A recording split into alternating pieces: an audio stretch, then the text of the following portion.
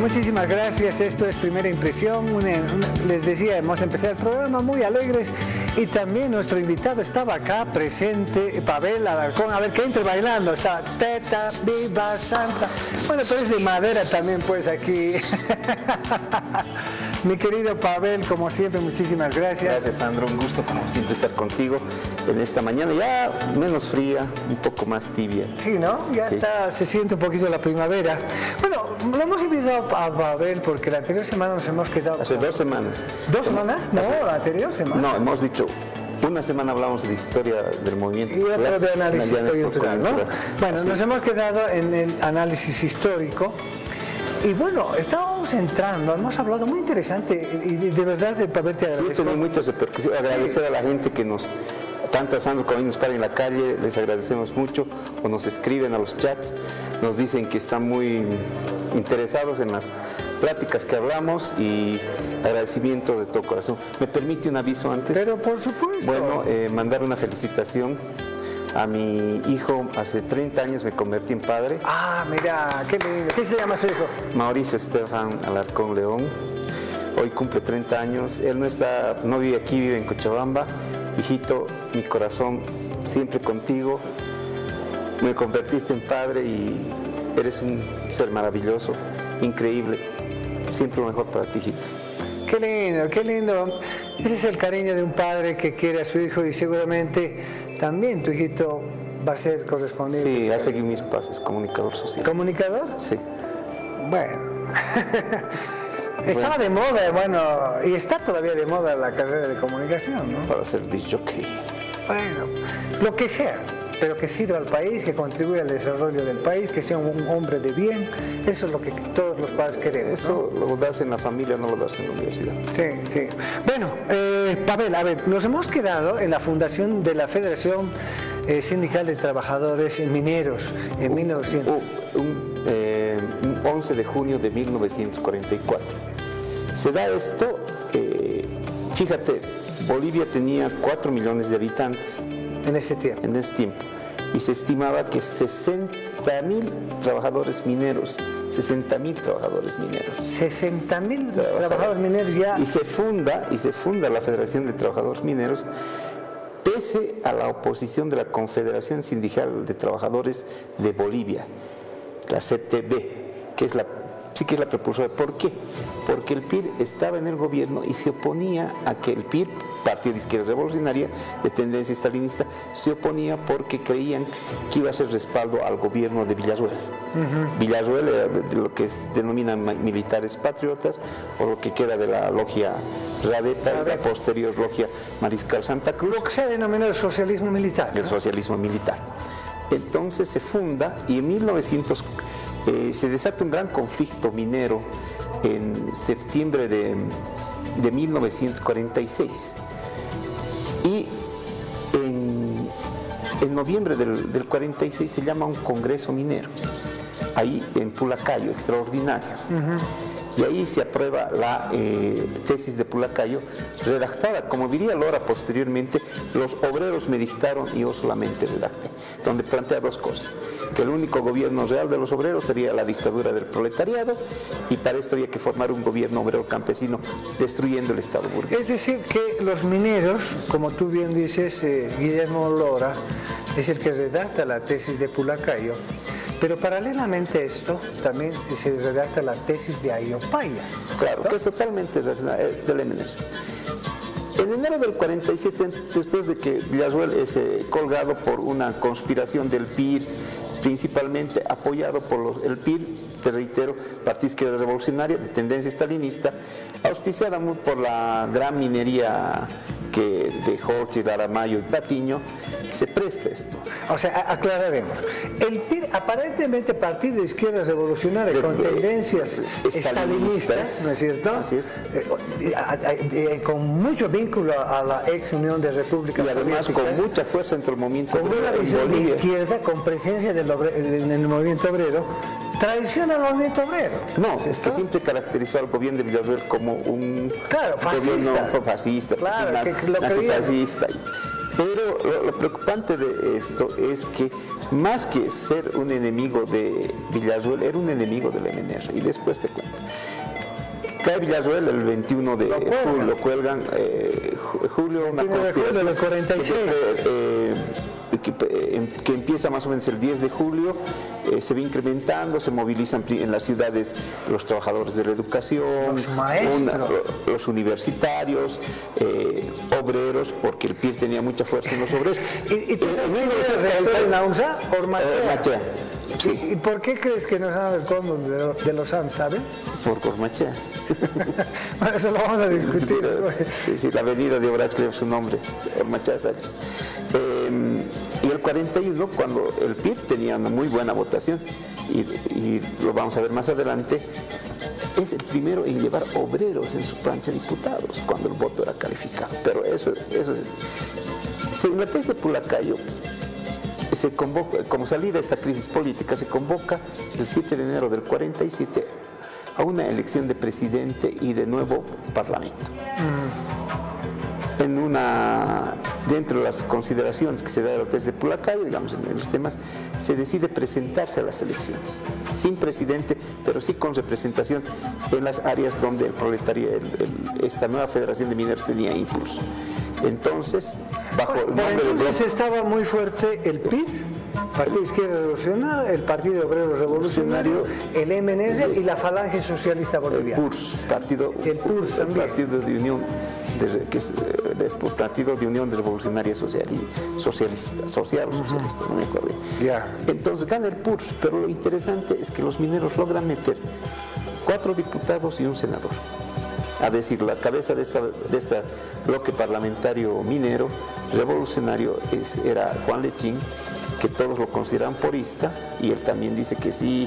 Es una extraña historia que cuenta en los 2 libros biográficos de Lechín, y Guillermo Lora, y no me acuerdo, un dirigente sindical de apellido Torres, que ahorita no recuerdo muy bien el nombre.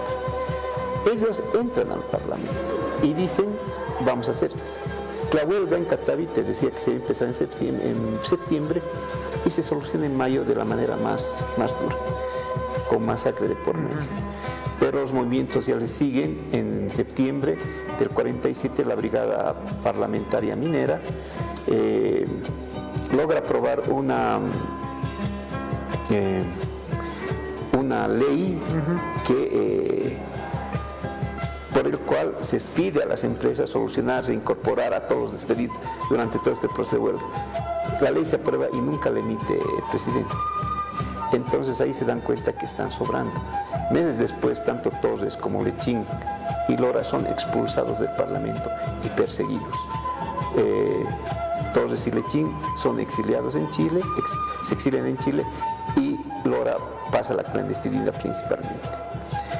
Esto te demuestra, y esto posteriormente mostrará, el PIR lo toma como una victoria, el expulsarse del Parlamento. Esto te muestra, y Lora lo dice posteriormente, que hemos ido a las elecciones para demostrar a la gente que la democracia, a los mineros, al proletariado, que la democracia burguesa no te sirve. Precisamente eso te iba a preguntar, o sea, porque Guillermo Lora jamás ha creído en la democracia burguesa, por eso no se presentaba. Una vez después se ha vuelto a presentar. Es 85. Pero de eso hablaremos en otra oportunidad. Entonces, ahí les dice, hemos demostrado que a ellos no los vamos a vencer por las elecciones. La votación no te sirve, porque al Estado no lo vamos a cambiar. El PIR tenía una fuerte representación, tenía 33 diputados. Era el tercer partido más votado. Estaba el PURS, el PDL, el Partido Demócrata Liberal, después venía el PIR, y después venía Falange, venía el POR, esta alianza que se da. Y al decirte eso, Lora, te demuestra que ya no se podía confiar en la democracia burguesa. A partir de esto empieza una feroz represión contra el movimiento obrero, contra el movimiento organizado. Pero lo que tú has también no te olvides que Villarroel también convoca el primer Congreso Indígena a principios del 46. 45. 46. Y ya se empiezan a organizar. Si bien la representación, algunos criticarán posteriormente que fue de curacas, un poco designados, pero ya se empieza a dar fuerza al movimiento campesino de manera de organización. Si bien se abuela el ponguiaje, cualquier servicio gratuito en el campo y se pide el mayor respeto, ya se empieza a hablar de derechos de los indígenas, esto no es efectivo sino hasta el 52. Ahora, precisamente en el 52, el MNR también tiene una sombra muy fuerte. Antes de la revolución, todo el mundo afirma de que el MNR tiene una fuerte alianza con el fascismo alemán. No, eso es una invención del PIR, debido a que encuentran al mayor Belmonte, que era militante, no era militante del MNR, parte de la Repatriación de Patria, fundador de la VEPA. Encuentra algunas cartas, entre comillas, de simpatía con el nazismo, pero eso no justificaba. El problema, el PIR sirve a los intereses de la Embajada Americana del imperialismo. ¿Por qué? Porque con la fundación de la Federación de Mineros, el Congreso Indígena, se va dando cuenta que la izquierda va ganando. Es más, además el conflicto internacional, la Segunda Guerra Mundial, estaba muy fuerte, y los países tenían que aliarse ya sea a los alemanes o a los gringos, ¿no? Pero el 46 se había pasado la conflagración, ya no había sentido. O sea, una conspiración nazi en Bolivia era inexistente. Es como ahorita entre un marciano y nos salude. Era imposible, Sandro. Pero el PIR se agarra de eso. Por eso el PIR, pero para el PIR no era enemigo el POR, más que enemigo era el MNR. En las elecciones del 47, el MNR llega a tener representación, creo que llega a tener 11 diputados y 2 senadores. Y el PIR considera que el MNR ya está derrotado. Pero ahí estaba don José Antonio Arce, ¿no es cierto? Claro, el máximo dirigente del PIR. También el señor Anaya. Pero eran grandes figuras. Figuras, pero ellos actuaban en función. El PIR nunca llegó a ser reconocida por Moscú. Nunca fue reconocida por Moscú. Por eso es que José Antonio Arce se queda frustrado porque no logra concretar el Partido Comunista de Bolivia. Pero él se queda así porque él plantea generar un partido entre Bolivia, Chile y Perú. Un partido comunista de los 3 estados. Entonces el estalinismo, los que manejaban el estalinismo, le dicen que eso era copiar al aprismo, Alianza Popular Revolucionaria de América, de allá de la Torre del Perú. Entonces siempre lo consideraron un aprista encubierto. Un aprista encubierto, y nunca, las 2 veces que pidió ir a Moscú, le negaron. Sí. Y posteriormente se conspira para en enero del 50 fundar el Partido Comunista, o sea, a las trancas y a las barrancas fundar el partido. Pero ahora fíjate la influencia de José Antonio Arce con las ideas de Moscú, digamos, muy fuertemente. Las influencias de Guillermo Lora, con Tristan Marot, con Gainsbourg. José Aguirre Gainsbourg. Bueno, se quedan también frustrados porque nace el movimiento nacionalista revolucionario con una visión nacionalista. Por eso, las masas, no equivocadamente, dan a la izquierda con la tesis de Pulacayo, se demuestran que la inviabilidad de la democracia burguesa en una primera instancia. El MNR se vuelve insurreccional. No te olvides que el 49 intenta un golpe de Estado que se convierte en una guerra civil que dura aproximadamente 3 meses, y que su último reducto es Santa Cruz, aunque tú no lo creas. Posteriormente se intenta una insurrección en el 50, la famosa masacre de Villa Victoria, donde gran parte del movimiento obrero es reprimido y asesinado. No se tiene cifras exactas, pero de Villa Victoria se presume que pasaron los 70 muertos y algunos que nunca aparecieron, los primeros desaparecidos. El PIR considera en 1947 que el ciclo del MNR ya había acabado y que todo ese discurso nacionalista, como el PIR generaba y creía en sus ideas, que lo primero estaba en constituir una democracia burguesa a través del fortalecimiento de una burguesía, iba a pasar esa representación popular. Los postulados que Marx había dicho. Bueno, Marx nunca dijo nada. Bueno, pero ha dicho, para llegar al poder tenés que constituir una burguesía muy fuerte. Esa es la antesala precisamente de la revolución. Es una lectura stalinista. Pero, a ver, si hubiera ocurrido eso, Rusia nunca hubiera sido socialista. Nunca se hubiera dado la insurrección de octubre. Entonces tienes que ¿Con qué empieza la tesis de Pucallpa? Bolivia es un país atrasado, capitalista, dependiente, donde existe la economía, el capitalismo desigual y combinado. ¿Qué te significa el desigual y combinado? Que en este capitalismo todavía perviven otras formas de producción que todavía no ha sido totalmente copado por el capitalismo. Pero ahora la paradoja, o sea, tú al principio del programa has mencionado una gran cantidad de trabajadores mineros, sí, ¿no es cierto? Y la paradoja en 1952 es que las clases intelectuales llevan adelante la revolución. Un ratito. El MNR, el 9 de abril del 52, lleva un golpe de Estado que lo tenía que posicionar Coronel Selene. Claro, con la policía. Contra Vallivian, con la policía.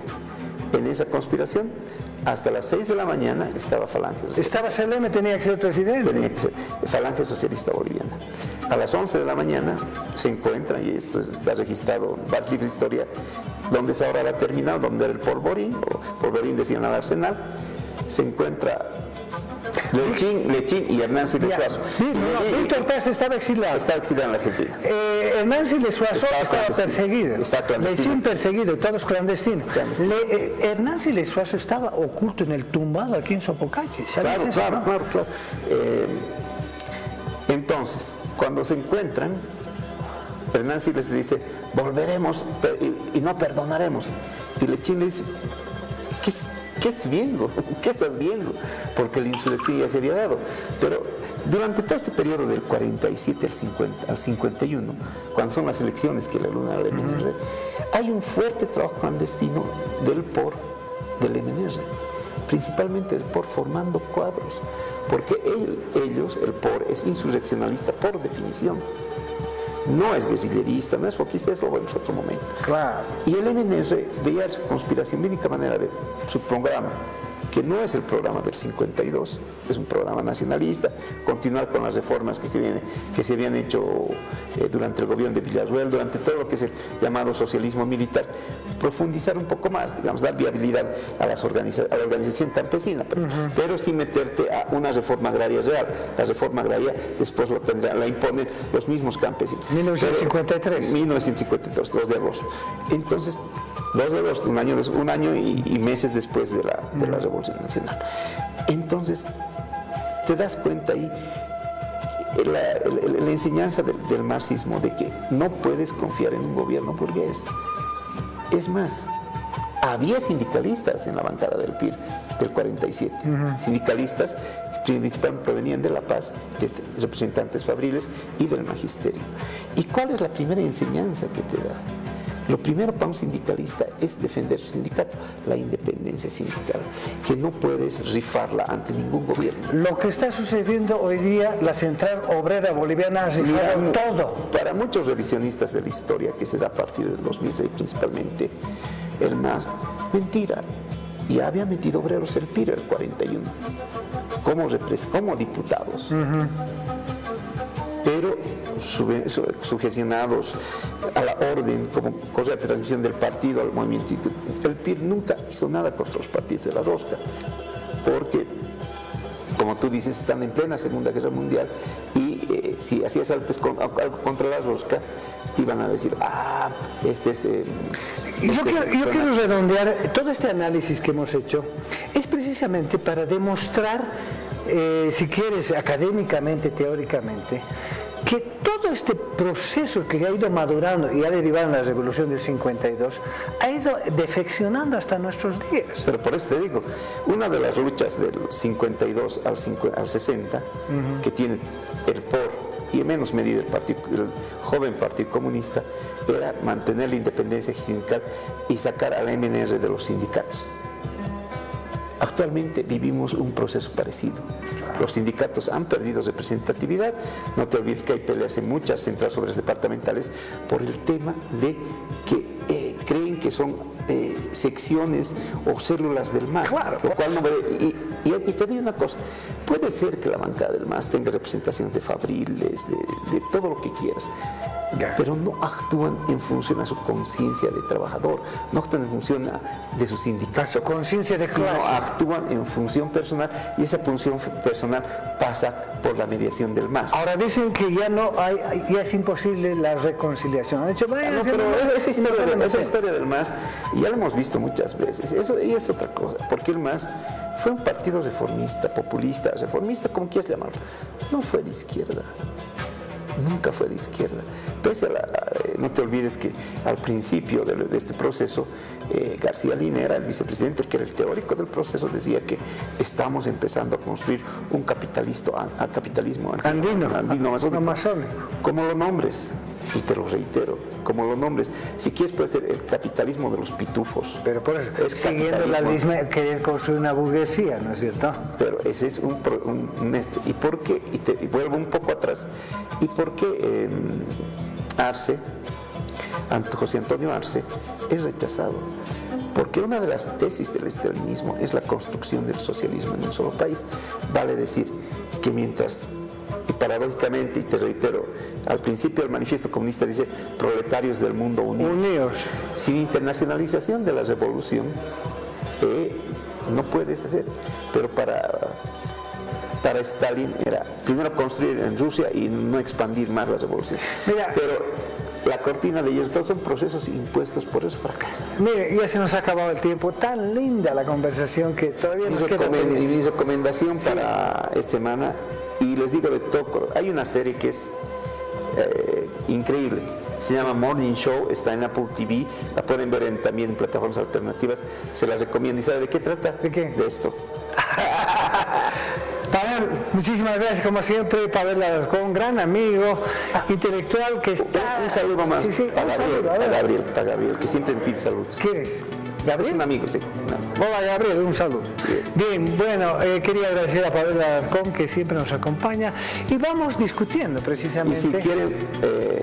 Y si quieren verlo, pueden verlo en las redes más adelante, pueden escribirse en los comentarios de las redes, y si lo ven a la calle a Sandro lo pueden agredir. No, mentira, no digas preguntas. ¿Le parece para que hablemos la próxima del 52, pero nos traemos a alguien más? Ya, con todo gusto, estamos todos atentos. Bien, Pavel Alarcón, como siempre, un amigo acá que nos pone en polémica cada viernes. Muchísimas gracias. Vamos a hacer un corte.